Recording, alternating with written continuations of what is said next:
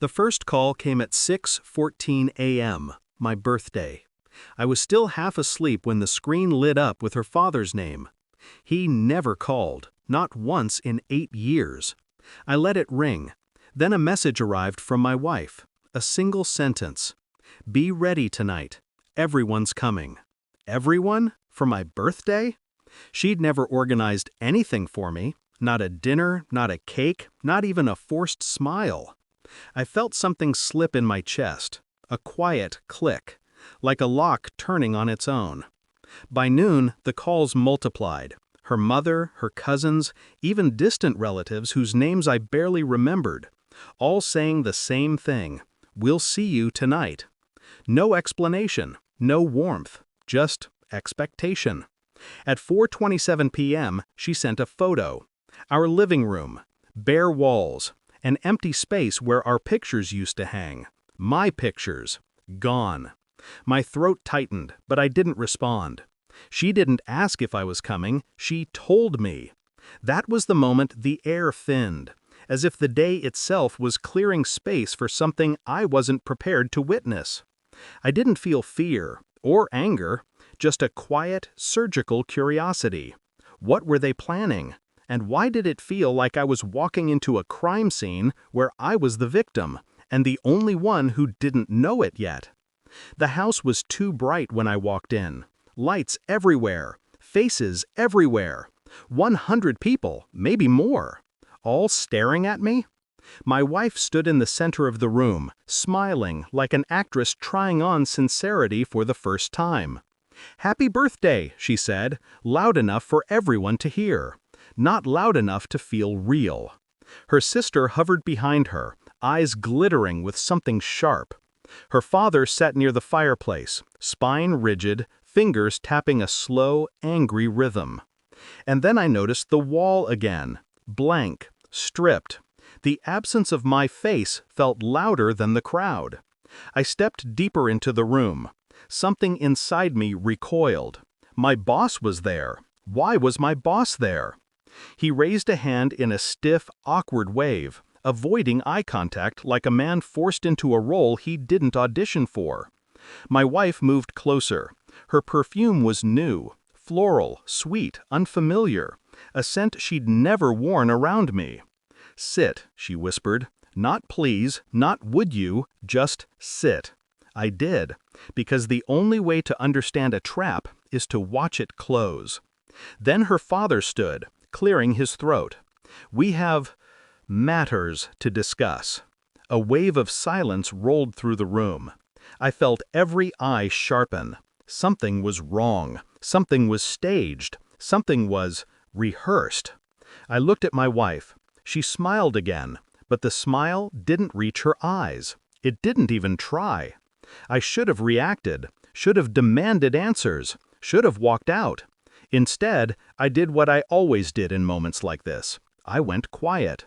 Quiet enough to think. Quiet enough to observe. Her father began talking. Something about responsibilities, family honor, deceit. Words chosen carefully. Repeated like accusations delivered through a script. But his eyes never met mine. Not once. My wife's sister stood by the table, fingers circling my car keys. Possessive. Certain. Why? My boss kept shifting his weight, checking his watch, avoiding my face. Why was he here? I scanned the room. My wife was avoiding my eyes too. Her smile was too steady, too perfect, like guilt wearing makeup. The pieces were there, scattered. I just had to gather them. And I did, quietly over the next few minutes. Her phone lighting up with messages she hid. Her sister smirking at me every time someone mentioned the truth. Her father repeatedly emphasizing everything we've given you. Given? No. Invested. Bought. Owned. My stomach tightened. This wasn't a dinner. It was a verdict. I replayed the past months in my head. Her late nights, her sudden distance, her rehearsed excuses, the new clothes, the secretive smile she tried to hide. A sickening clarity settled in my chest like cold metal. This wasn't sudden. It was planned, practiced, prepared. They weren't here to celebrate my birthday. They were here to bury me under something I hadn't yet seen. But I would. And when I did, I wouldn't shout, wouldn't break. I would watch, with the same detachment surgeons use to cut open a wound.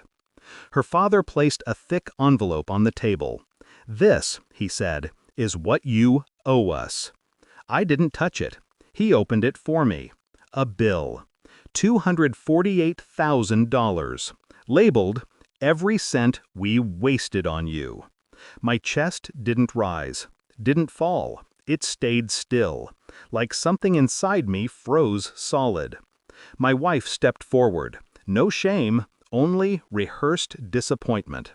"I can't do this anymore," she said, as if it were a line she'd recited 100 times. Her sister dangled my car keys between two fingers. "Your wife already transferred the title," she said, enjoying every word. "To me." My boss exhaled hard, stepped closer, and placed a formal letter onto the table. "I'm going to have to let you go. Effective immediately." I stared at it, then at him. He looked away. That was the moment I understood. They wanted me cornered, broke, ruined, silent. My wife finally dropped her voice. "It's over." Everyone waited for my reaction. Tears, rage, collapse, but none came. Because the truth was already there, quiet, sharp, undeniable.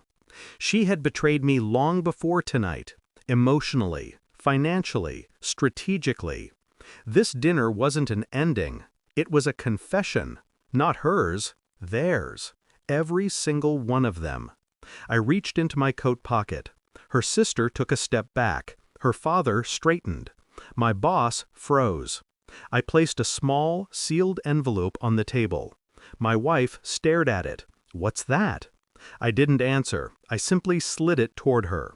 She opened it slowly, expecting money, or a plea, or a broken apology. Instead, she found photographs, printed, time-stamped, of her with him, her father's business partner, the man she swore she barely knew. Silence detonated across the room. She went pale, her lips parted. "How?" she whispered. I didn't blink. 4 months, I said. Cold, even, measured. My birthday just felt like the right day to return the favor. Her father grabbed the photos, flipping through them with shaking hands. His face changed, red, then white, then something uglier. My boss looked at me with wide eyes, as if seeing me for the first time. My wife broke, completely. "This isn't what it looks like." "It's exactly what it looks like." My voice didn't rise, didn't tremble. It didn't need to, because the room had already shifted.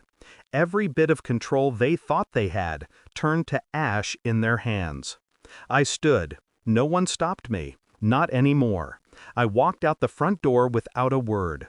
The night air hit me like clarity. Cold, unforgiving, honest. I didn't look back. Not once. 4 days passed.